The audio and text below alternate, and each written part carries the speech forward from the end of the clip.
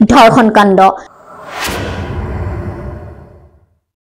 ধৰ্ষণ কাণ্ডসমূহ সমাজৰ বাবে যিমান ক্ষতিকাৰক তাতকৈ অধিক ক্ষতিকাৰক যদি সেই ধৰ্ষণ কাণ্ড ধৰ্মীয় বা সাম্প্ৰদায়িক ৰূপ দিয়া হয়।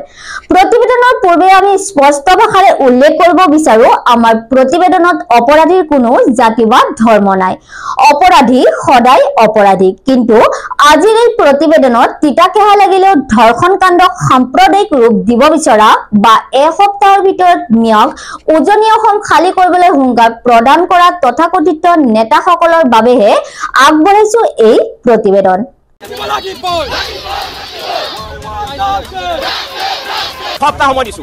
এসপ্তাহৰ ভিতৰত উজনি অসমৰ যিবোৰ মিয়া আছে মিয়াবোৰে তালি টোপোলা বান্ধি ইয়াৰ পৰা প্ৰস্থান কৰক। অসম আৰক্ষী বিফল হৈছে। দৰ্শনকাৰীৰ কোনো জাত পাত নাই, কোনো ধৰ্ম নাই।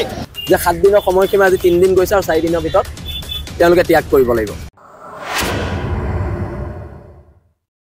নমস্কাৰ, ষ্টুডিঅ'ত মই শাহিন সুলতানা। যোৱা কিছুদিনৰ পৰা অসমত ধৰ্ষণ কাণ্ড এক লজ্জাজনক পৰিৱেশ সৃষ্টি কৰিছে। ৰাজ্যত ধৰ্ষণ কাণ্ডৰ ঘটনা সংঘটিত হৈছে কেইবাটাও। ইয়াৰে বিশেষকৈ কেৱল প্ৰাধান্য পাইছে ঢিঙৰ ঘটনা। ঢিঙৰ ধৰ্ষণ কাণ্ডক লৈ উত্তাল হৈ পৰিছে অসমৰ ইমূৰৰ পৰা সিমূৰৰ আকাশ বতাহ। কিন্তু কেৱল ঢিঙৰ ঘটনাক লৈ সমগ্ৰ অসম উত্তাল কিয়? ইয়াৰ উত্তৰত সহজে উল্লেখ কৰিব পাৰিব যে ঢিঙৰ এই লজ্জানত ঘটনাত মুছলমান লোক জড়িতৰ বাবে নহয়নে? তেন্তে প্ৰথমে চাই লোৱা হওক যোৱা 3 দিনৰ ৰাজ্যৰ ভিন্ন প্ৰান্তৰ পৰা পোৱা ধৰ্ষণ কাণ্ডক লৈ প্ৰকাশিত বাতৰিৰ শিৰোনাম।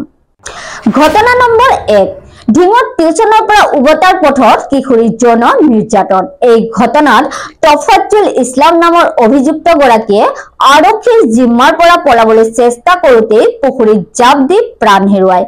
ঘটনা নম্বৰ 2, হুজাইত শিক্ষক বিশ্বজিৎ দাসে ছাত্ৰীক ধৰ্ষণ কৰি ভিডিঅ' প্ৰস্তুত কৰি ভাইৰেল কৰাৰ ভাবুকি।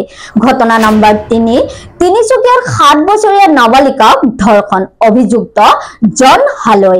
ঘটনা নম্বৰ 4, তেজপুৰত দিবাংগ কিশোৰীৰ ধৰ্ষণ, অভিযুক্ত আকাশ মুণ্ডাক গ্ৰেপ্তাৰ।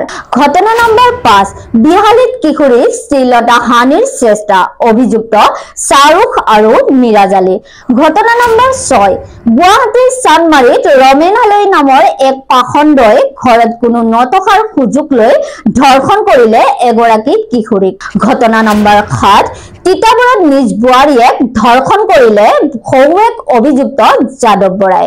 ঘটনা নম্বৰ 8, মুছলপুৰত মোমায়েকৰ কামনাৰ বলি হল কিশোৰীৰ লম্পট ৰঞ্জিত বড়োক গ্ৰেপ্তাৰ।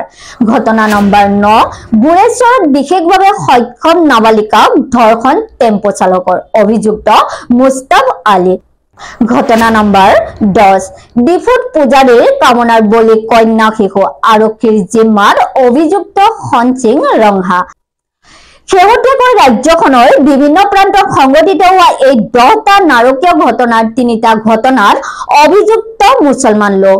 সকলো ধৰ্ষণ বা অপৰাধজনিত নাৰকীয় কাণ্ড কেৱল মুছলমানে কৰে বুলি কৈ সাম্প্ৰদায়িক বিষবাস্প বিয়পাব বিচৰাসকলে ইয়াৰ উত্তৰ কি দিব? একাংশ তথাকথিত জাতীয় সংগঠন বা নিজৰ স্বাৰ্থ সিদ্ধিৰ বাবে সাম্প্ৰদায়িক বিষবাস্প বিয়পাব বিচৰা লোকে বা নকবই কিয়?